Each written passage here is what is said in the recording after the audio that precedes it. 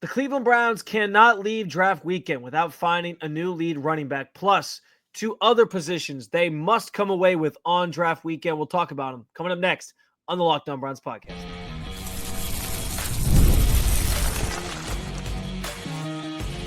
You are Locked On Browns, your daily Cleveland Browns podcast. Part of the Locked On Podcast Network, your team every day.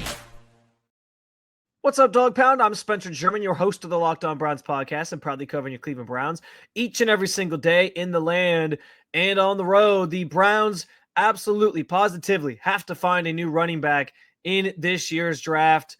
That's not the only position, though, that they have to address. I'll give you two others they need to find as well. And interestingly enough, they're all on the same side of the ball. I do want to thank you for being an everydayer with the Locked On Browns podcast, making us your first listen every single day.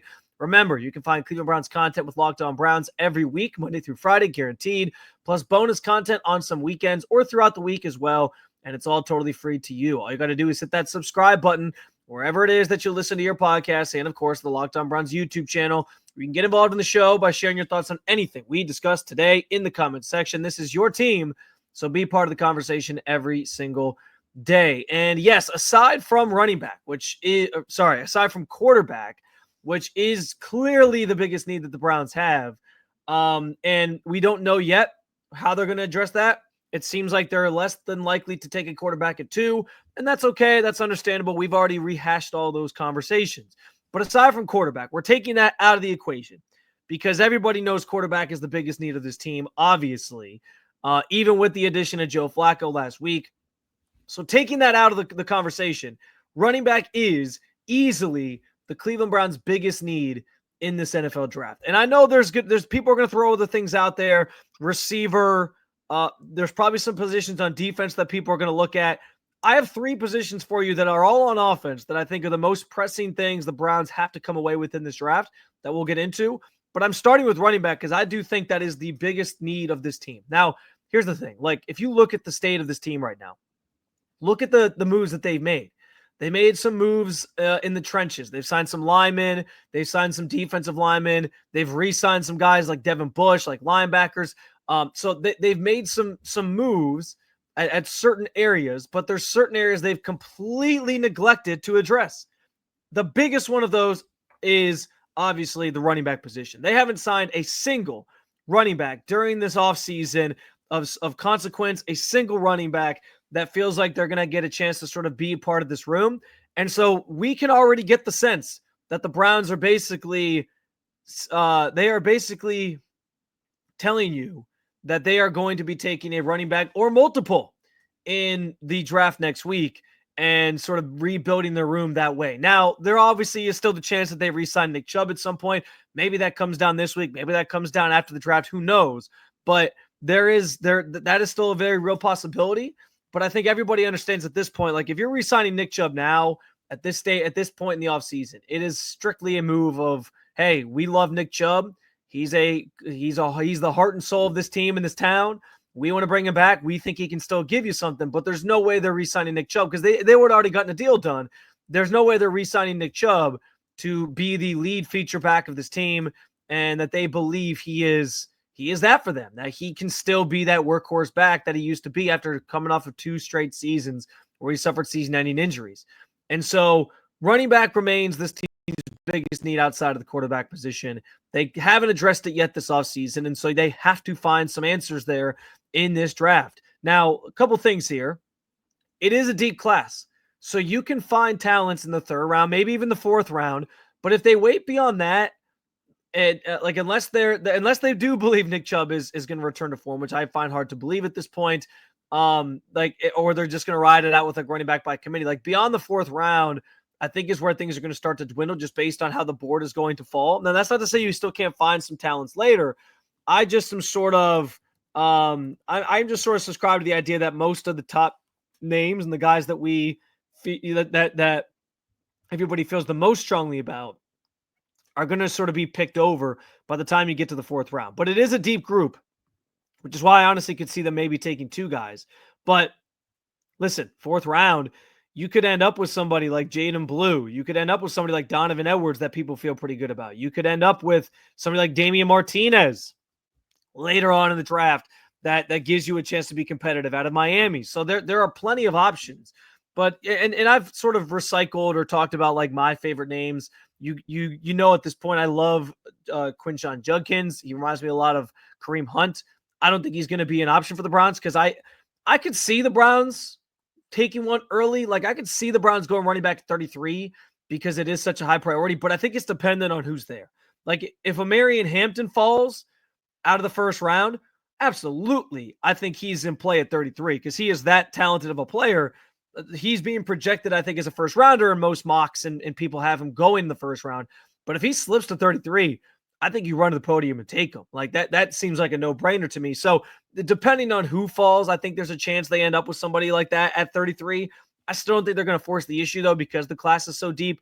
And so the third round feels like the sweet spot to find one of these running backs, especially knowing that the Browns have 2 picks in the third round where they can sort of address this specific group.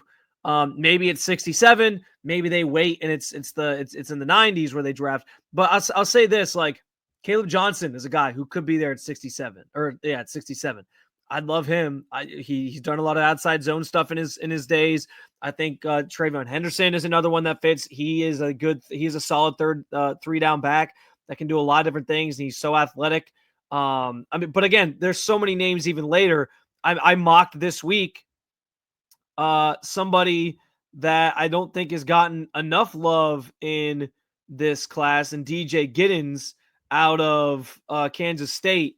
I don't think people have mentioned him enough, and like he's somebody I think could be there day 3, or not day 3, day 2 potentially in the third round with a chance for you to draft him. So I have no doubts in my mind they're going to address this position, but I do think it is the biggest need for this team outside of the quarterback. And listen, like the best news of all, like I said, is that you're going to have some options here, and there's going to be guys available later on that you can get, which is again why they have so many picks late in this draft, in the later rounds of the like day 3 even, that they theoretically could end up taking multiple, and if they do, I think that's going to be pretty telling as to like what they're trying to do with that running back room. They're sort of trying to create all sorts of opportunities, sort of like mix and match different guys. But a remade running back room is something that feels like the Browns have to come away with after the next weekend via the NFL draft. I don't think Nick Chubb's coming back to be that premier guy if they re-sign him, and I'm still believing that they will. And so you need to find that top guy. It's the biggest thing that they need to come away with. They can't possibly end draft weekend without having addressed that position with a top flight player that can sort of take over as the lead back, or at least be the lead guy that splits time with maybe a Nick Chubb and, like a Jerome Ford, who I think they still feel pretty good about given how the last 2 years have gone for him, filling in for Nick Chubb a bunch and sort of taking that mantle a little bit. I don't know that I think Jerome Ford has kind of proven to you like what his ceiling is. I think he's a fine player. I don't think he's a great player. So I understand maybe working him in and having him split some reps and get some work, but I don't know that I'm passing the torch to him, which is the other, I guess, theory you could have about why they haven't addressed the running back situation. I don't think that's it, though. I just think they're waiting for the draft because they know there are so many options here and there's so many guys that can be had that they feel strongly they can get somebody who can step in immediately and have an impact at that position. But it's something that's massively important, especially going back to Kevin Stefanski's offense, because we know the run game in that system oftentimes helps set up the passing game, and they do so many things off of that. And when that offense was at its best under Stefanski, during the Baker Mayfield days, right? It was when they had a very strong run game featuring Nick Chubb. So getting back to that is going to be so important, and just to complement that and to make it sort of work, you're going to need that really talented top of the line featured back to sort of anchor that group. And I think the Browns are going to prioritize finding that. Now, where they do, again, remains to be seen. I think 33 ultimately is probably a little too early because this class is so deep, but I could see him pulling the trigger depending on who falls, as I mentioned. And it just comes down to like where the board sort of falls from there. But the third round feels like the sweet spot, and I do think they'll come away with one. But it is the biggest need this team has, I think, aside from the quarterback position, is running back. Two other positions, though, both on offense, by the way, that I think remain things or areas that the Browns cannot ignore during the NFL draft. We'll get to the next one here on the Locked On Browns podcast. As a small business owner, your work doesn't end when the clock hits 5. Your business is always on your mind, which means when it's time to hire, you need a partner who works just as hard as you do. That's where LinkedIn Jobs comes in. When you clock out, LinkedIn clocks in. LinkedIn makes it easy to post your job for free, share it with your network, and get qualified candidates all in one place. Post your job is a new feature on LinkedIn that can help you write job descriptions and then quickly get your job in front of the right people with deep candidate insights. And here's a pro tip.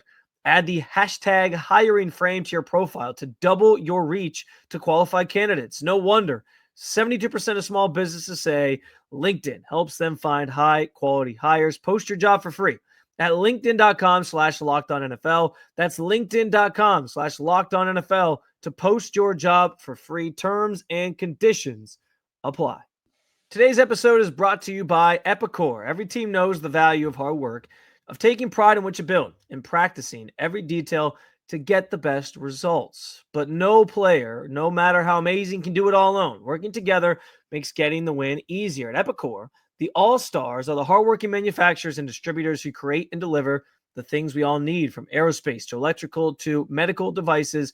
Epicor ERP solutions are created by industry experts to help make every day easier. Seeing your whole supply chain is easier. Managing logistics is easier. Responding to price changes, also easier. From small businesses with big dreams to growing enterprises with global visions, we'll equip you with the right tools to move forward, think ahead, and lead the way. Because as the clock ticks down, you need to make the most of every hardworking minute. Easier doesn't cut corners. Easier finds the lane. Discover your success at www.easierwithepicor.com. That's www.easierwithepicor.com.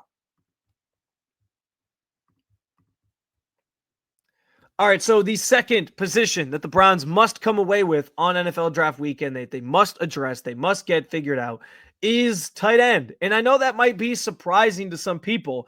This maybe is, of this list that I'm kind of going through here, this might be the most alarming to some. But as I thought about this more and more, the reason I believe that the tight end position is a major one the Browns have to figure out during this draft process, it is because, and I said this last segment as well when it comes to the running back position, how important it is for Kevin Stefanski's offense. The same thing applies to tight ends. Kevin Stefanski's offense is built around multiple tight end sets. During the Baker Mayfield years, early on with Kevin Stefanski, I'm pretty sure there wasn't a team in the NFL that ran more 12 personnel than the Cleveland Browns. They ran a ton of 2 tight end looks, a ton of 2 tight end sets. It's a staple of this offense and what they tried to do. And right now, the Browns tight end situation is not great. And that includes, by the way, David Njoku, who I like David Njoku. I think the fact that he put up and had a Pro Bowl season in 2023 is nothing to, it's notable. He certainly made a name for himself and broke out in a major way. And it was what people had sort of been waiting for from him as a player that was paid like he was paid. But behind David Njoku, which we'll come back to here in a second, you got Blake Whiteheart as your next man up. You got Brendan Bates as the man up after that. Like this is not some deep tight end room. And I know most teams have deep. And then other than maybe like the Ravens, right, who have Mark Andrews and Isaiah Likely. And there's some other teams that have like other tight ends sort of waiting in the wings or, role player tight ends that come in certain situations. But it's something that the Browns excelled in under Kevin Stefanski and something that, frankly, they're trying to get back to. So having another guy that can sort of fill in and step up that you feel good about. Plus, let's be honest, like David Njoku was hurt a bunch last year. Who's to say that doesn't happen again? Then who's going to be your lead tight end? And so I think that it's massively important that they address this position. Now, here's the other thing. I think so David Njoku last year did not look like the same David Njoku of 2023. And I know, listen, statistically, you can throw on my face and say like, well, he was hurt for a bunch of games. That's true. He only played in 11. And even then, he had 5 touchdowns last year, which is one short of his Pro Bowl season. So it's not like he had like a dreadful year. And also quarterback play, it matters, right? He got better when he had Jameis Winston out there throwing to him, somebody who could sort of read the defense, drop back, throw the football over the middle of the field, find him on certain situations, and make it all work. And that was the same thing when Flacco took over in 2023 to help lead him to that Pro Bowl season. Most of his 882 yards that year came with Joe Flacco over the last 5 games of the season that he played. So it certainly bears to reason that the quarterback situation matters for Njoku's success. And that's very, very true. But even beyond the quarterback situation and who was throwing him the football, Njoku just looked different. He didn't look quite as athletic. He didn't look quite as he looked slower. He didn't look like the exact same player from 2023 that was a Pro Bowler. And listen, I know that the team apparently met with his reps when they went down for Cam Ward's private workout earlier in this draft process last month. And it sounds like maybe there's something going on there in terms of a contract conversation and trying to get an extension because he is going to the last year of his deal. But that's another part of the equation here too, is you need a succession plan for somebody like David Njoku, especially if Kevin Stefanski thinks that they can salvage this season, keep their jobs, and that he'll be back next year.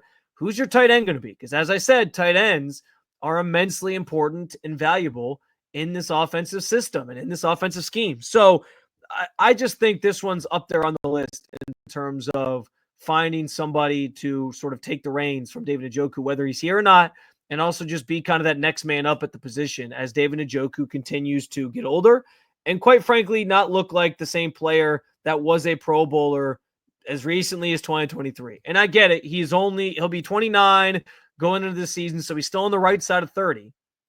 But he's approaching that mark, that 30 age mark where people start to worry about like deterioration and whether or not guys are still going to play at a high level. Maybe he turns it around. He looks better this year. He's still at an age where I think that can be possible. But I just think you got to start planning ahead at this spot specifically. And the Browns could use another dynamic pass catcher at that position, and that sort of blazes this path towards the future. Because let's face it, David Njoku, even if he is here this year, he might not be here next year, depending on how the contract conversations go. And so you got to have some sort of future plan there. Now, in terms of guys that they can get, this group has some talent, and there's some that are going to time up pretty nicely with where the Browns, I think, pick. I think they're out on Tyler Warren.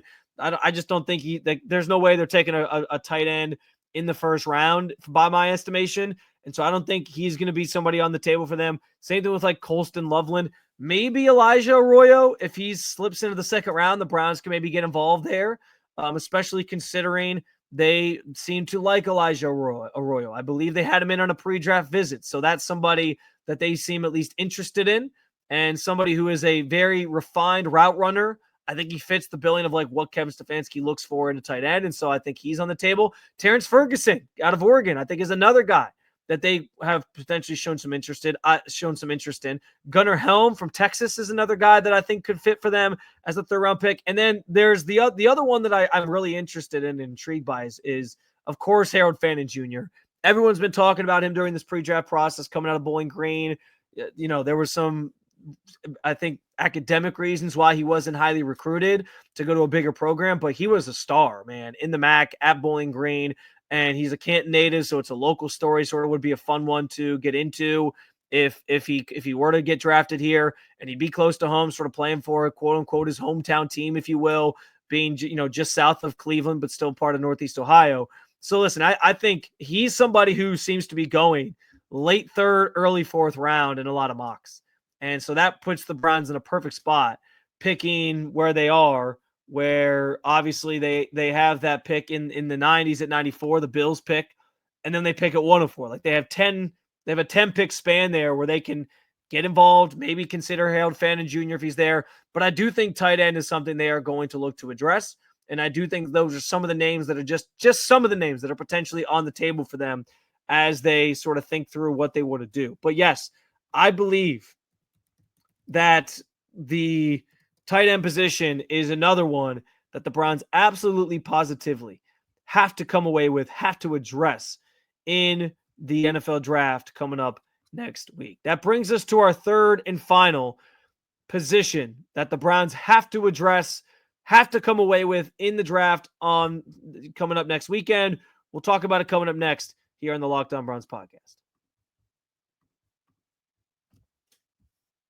The NBA playoffs are almost here. In fact, the play-in tournament just got started last night, and FanDuel is giving away new customers an incredible way to get involved in the action. Right now, when you join FanDuel, place your first $5 bet. You'll get $250 in bonus bets if it wins. I love how easy FanDuel makes it to cash out when I win, whether it's picking my favorite team or diving into player props, which I'll be doing plenty of throughout the NBA postseason. A lot of it probably skewing Cavaliers because I'm here in town. I've watched that team very closely. I cover that team on another platform, and so it gives me a chance to see them pretty intimately, and I definitely want to throw some money around and try to see how much I can win during the postseason as the Cavaliers hopefully make a deep run to the NBA Finals. Plus, after the game tips, you can even combine live prop bets into same-game parlays for a better chance to win, whether you're betting on the Cavs or any of the teams throughout the playoff field. Don't miss out. Head to FanDuel.com and claim your $250 in bonus bets today. That's FanDuel.com.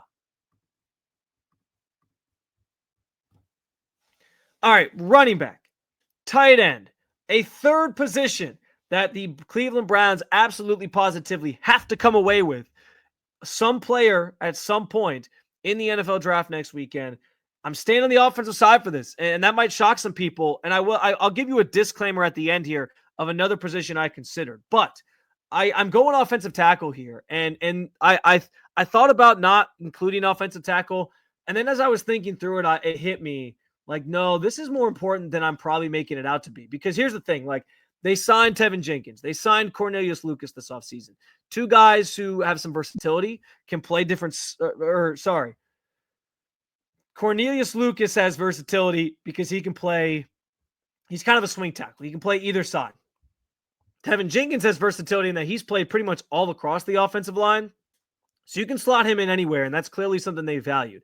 And so I kind of have wondered if they're just going to ride it out with the guys that they have and see if they can sort of piecemeal it and make it work with the guys that are in that room already, the guys they signed in the current setup where you have Jack Conklin, Wyatt Teller, Ethan Posick, Joel Bitonio, and maybe DeJuan Jones starting at left. We'll see if he's healthy.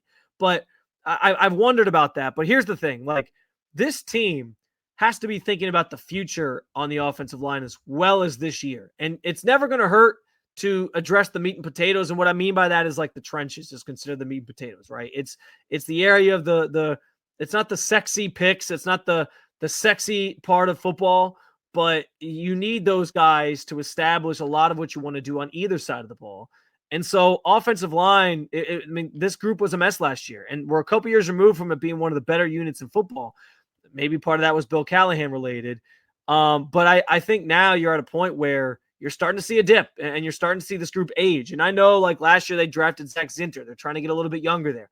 I think the same thing applies this year because let's face it, Joel Bitonio likely to retire next year. If he, this feels like it's going to be his last year. It's the last year of his contract, and he already contemplated retiring this year. Jack Conklin in the final year of his deal after the Browns reworked his contract this year. DeJuan Jones, there may be something there for him. Like, he might have a chance to be a foundational piece up front, but he's also been injured a lot. And I ultimately think that they want DeJuan Jones on the opposite side where Jack Conklin's playing, especially if this is his last year. And so they still would need a left tackle to sort of fill that void, even if they make it work this year with DeJuan Jones being part of that conversation. Now, they have some options, but this team needs to get younger along the offensive line and I think and look big picture up front because, yeah, like right now you can say, oh, we'll make it work to stay competitive, but it doesn't sound like that's what the Browns are doing. When you have Jimmy Haslam at the owners meeting saying we're going to be patient with finding the quarterback position, we're going to not force the issue on certain things, that tells me that they sort of recognize where they're at. They understand they're in rebuild mode, and they have to sort of navigate these things more delicately and not just force the issue on certain position groups or whatever. And so offensive line is never a bad thing to draft if you're looking to sort of if you're in a state of rebuild and you're looking to go through that. It's never bad to draft offensive line. And so they have some options, but the team needs to get younger up front. And that starts with identifying a left tackle after missing on Jedrick Wills as dreadfully as Andrew Berry did with his first ever draft that he had. Finding a left tackle that can sort of be a cemented piece on your offensive line moving forward would be huge. Now here's how things fall is going to be interesting. Will Campbell's likely to go top 10. He's consensusly considered like one of the best linemen in this class. Now there's some talk that he might have to move inside, but still, he's up there in terms of guys that you can play at tackle. I think somebody will play him at tackle. Kelvin Banks Jr. is a guy that I've had my eye on out of Texas. Whether or not he's had some different mocks. Like he's been mocked late first round, he's been mocked early first round, and so we'll have to sort of see where things go with him. Josh Simmons out of Ohio State is interesting because I think he is a tremendous player, but he's obviously coming off of a knee injury, a pretty serious knee injury.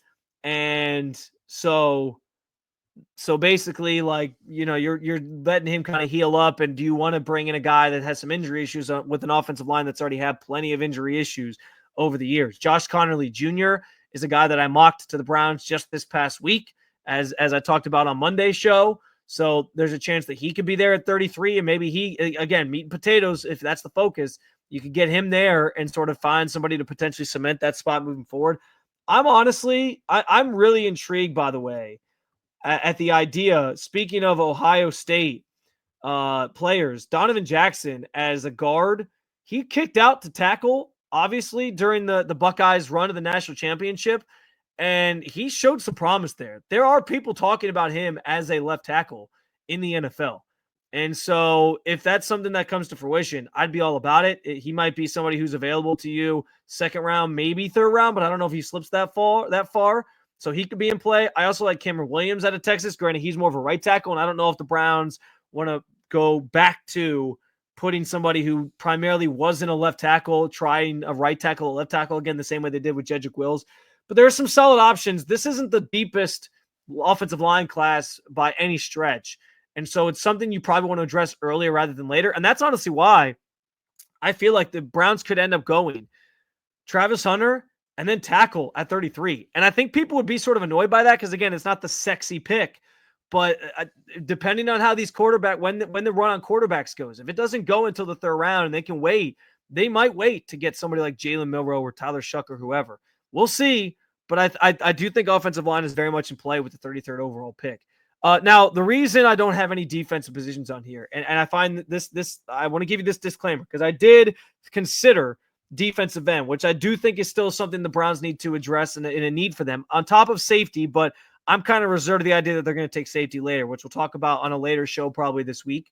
But defensive end is something that this team clearly still needs to address. Even with Myles Garrett, I think there's room for improvement there. You want to have somebody sort of a sidekick next to him, and when he hasn't had that great player opposite of him, it usually hasn't worked out well for the Browns offensive line. I'm intrigued by Isaiah McGuire as a player who was sort of he was blossoming, I think, in some respects before obviously dealing with the injury that he did last year. And so I think there's a good chance. I mean, he only played last year. He played in all 16 games last year. I apologize. He only started the 3 games.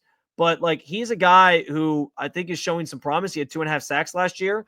But the biggest thing, like I don't know that he's going to turn into a phenomenal player if he's the guy opposite of Myles Garrett. But they did sign Joe Tryon-Shoyinka. They have Ogbo Okoronkwo still in the mix here, which who knows? Maybe he gets released before the season starts. We'll have to see. Alex Wright sort of sits behind Myles Garrett.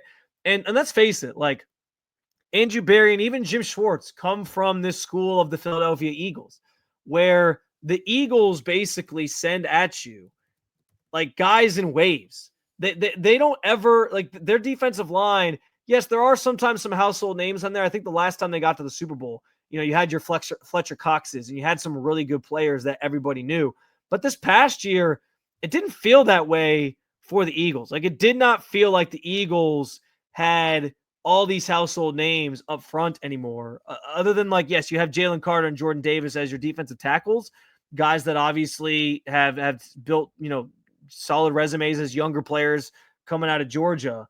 But like their pass rushers were like Josh Sweat and Zach Bond. And Josh Sweat, he turned into a good player, but let's not forget, like Josh Sweat was a day 3 pick by the Eagles in 2018. Like he was a 4th rounder. So like there's potential that guys can sort of develop there. And using the Eagles as an example, I just think as you think about Jim Schwartz's defense and you think about what the Browns are trying to do here, it feels like they're sort of trying to establish and build a defensive line where they can, across the board, rotate guys kind of in and out and send their pass rushers in waves on top of having one standout guy in Myles Garrett. And for a year or so, that might be a good way to do this. That might be a good way to go about it. It's just like have a bunch of different bodies that are fresh coming in, sort of rotating, giving you a solid pass rush. And you always got Myles Garrett as a threat on one side,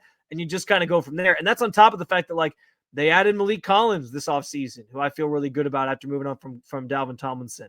You still have Shelby Harris as part of this group. So there's still room for improvement. I think they will draft defensive line at some point because this is a really deep class. Like the running back room, this is an area they can get guys with good value late. So I'm not worried about them addressing it. I just don't know if it's as pressing of a need as the 3 things I listed. And it's a reason why I think you could see offensive heavy the first couple of days of the draft, which is something the Browns have largely neglected in early rounds of the draft for most of Andrew Berry's tenure here in Cleveland, which is kind of remarkable to think about. But that's also probably part of the reason why the offense is where it is right now. So defensive tackle, defensive end are valuable and their needs for this team. No question about it. I think the other things are more pressing because they've done nothing to really address the running back spot in particular. They haven't done anything to address the tight end spot really. And offensive line is always a major need for teams and something that you should always be thinking about planning ahead on, especially with a group that's as old as the Browns offensive line is at the moment. Another episode down with you, Dog Pound. Thank you for joining me as always to talk about your favorite football team. More to come this week, including that conversation on, hey, when could the Browns target a safety or prioritize safety? And just how late into the draft could we see the Browns finally go defense, aside from obviously Travis Hunter, who can do both. So make sure you hit that subscribe button. Make sure you make Locked On Browns your first listen every day.